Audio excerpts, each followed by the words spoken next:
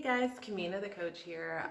For those of you who have not joined the channel before, I'm Kamina the coach, and this channel was originally dedicated to helping people get it together to work and live abroad. It takes a great deal of courage, at least for us Americans. I've lived abroad for over a decade in 9 different countries, currently in Baghdad, Iraq, and I work in education.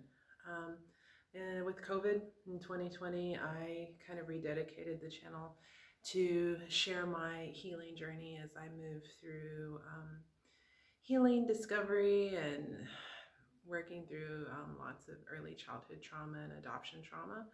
I kind of feel like that process is never over, and it definitely is intertwined with my journey of working and living abroad. In this video, I'm going to just talk about some spirituality and relationship stuff as it relates to trauma. I've done another video before talking about waiting to get intimate, especially if you have, well, primarily if you have experienced early childhood trauma. Honestly, if you have, even if you have a secure attachment style, I mean, unless you're just looking to have a love story, if you're looking to have a life story,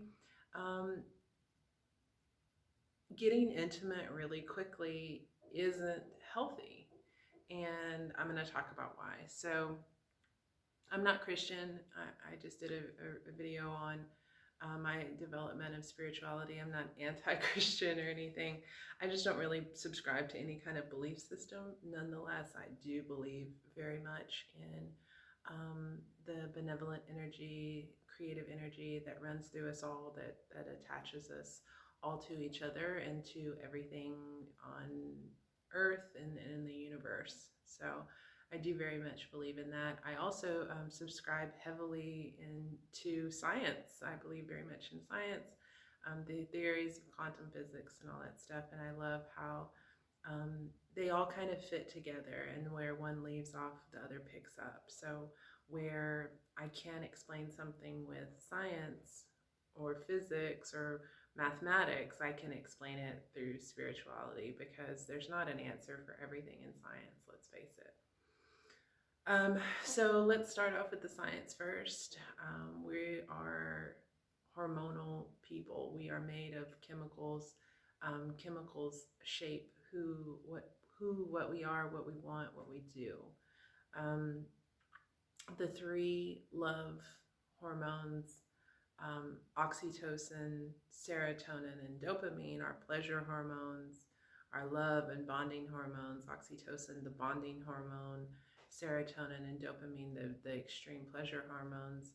How do we produce those? Well, in states of pleasure, and for sure, being intimate with somebody, it puts us in a state of pleasure. And intimate doesn't necessarily mean having sex. So the last time I went on a date with someone while I was still in the United States in South Carolina, I don't think I let him know up front, but I think I kind of gave off the vibe that we held hands.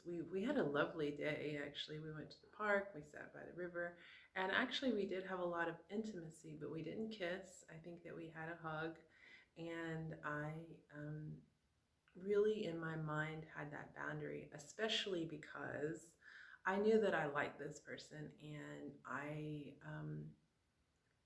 had done a lot of study, a lot of research, and understanding that I am anxiously attached.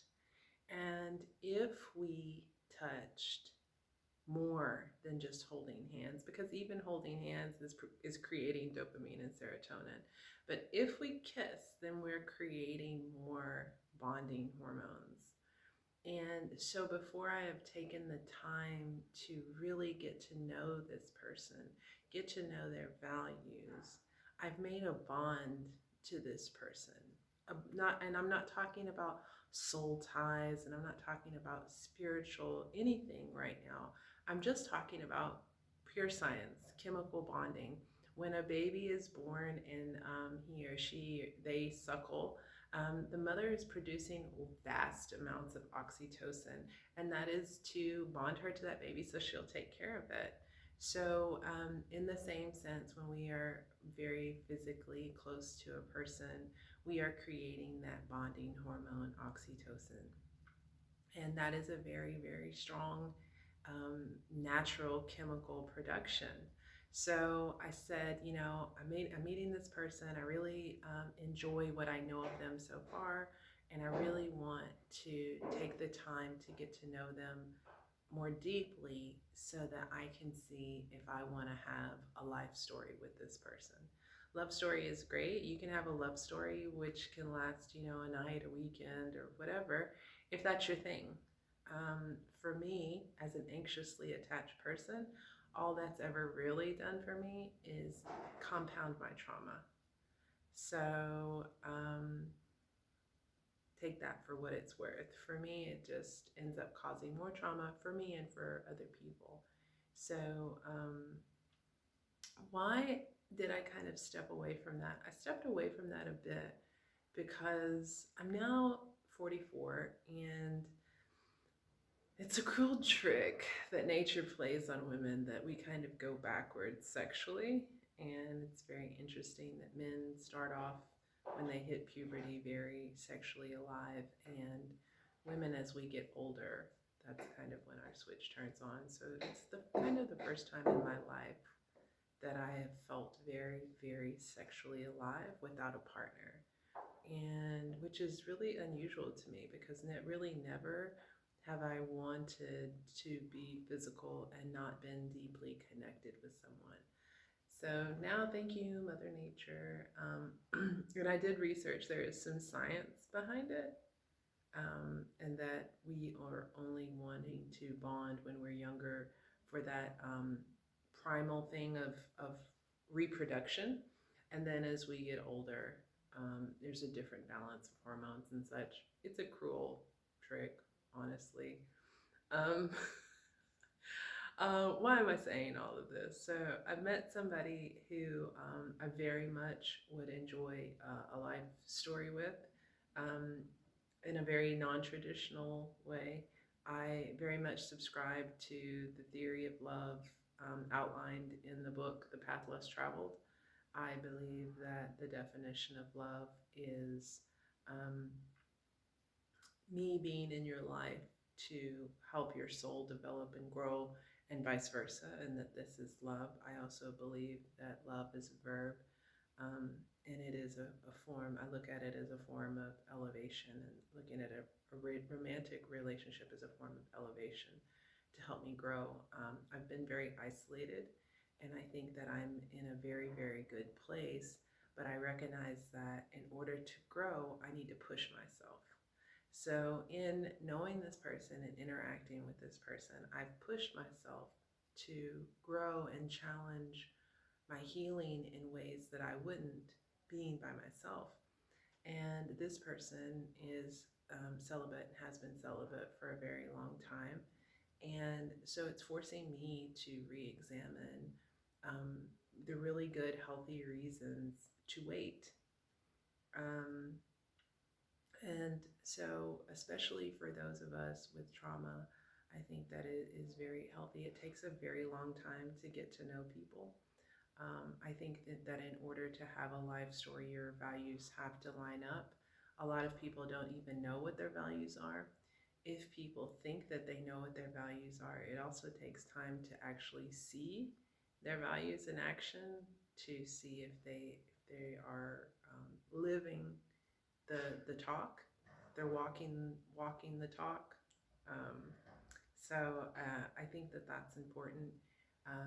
This person expresses it to me quite often, and I think that again that I was a little resistant early on because of the cruel trick again that nature's kind of playing on me as I go backwards in my sexuality and desire. As a man and a woman, we're kind of going opposite directions. So I'm kind of sexually charged hormonally at this point in my life because of nature.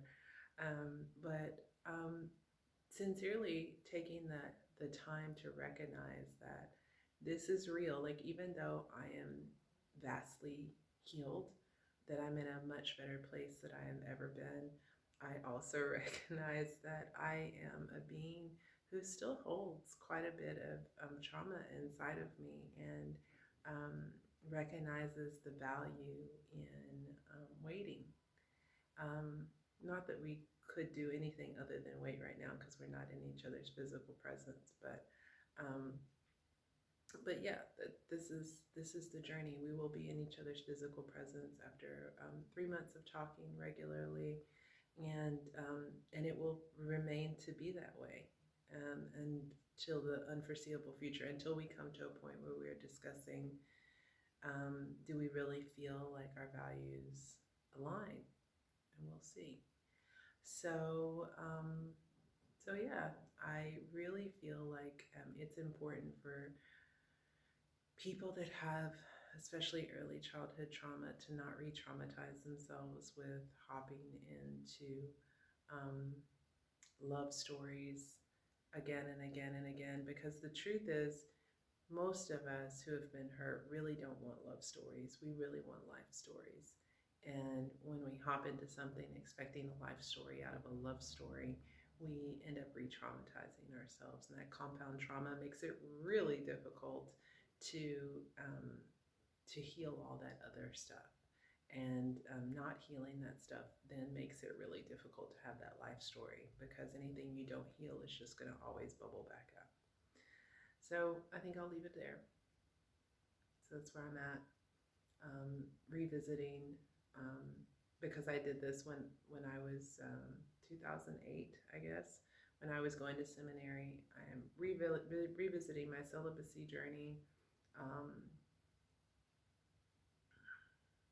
for myself, for my spiritual journey, for my healing process, and for hopefully another layer of elevation, because that's always what I'm going for. So that's my story. I'm sticking to it. Until next time, beautiful people, sending you love, light, peace, and joy. Until next time, Camina the Coach. I'm out. Peace.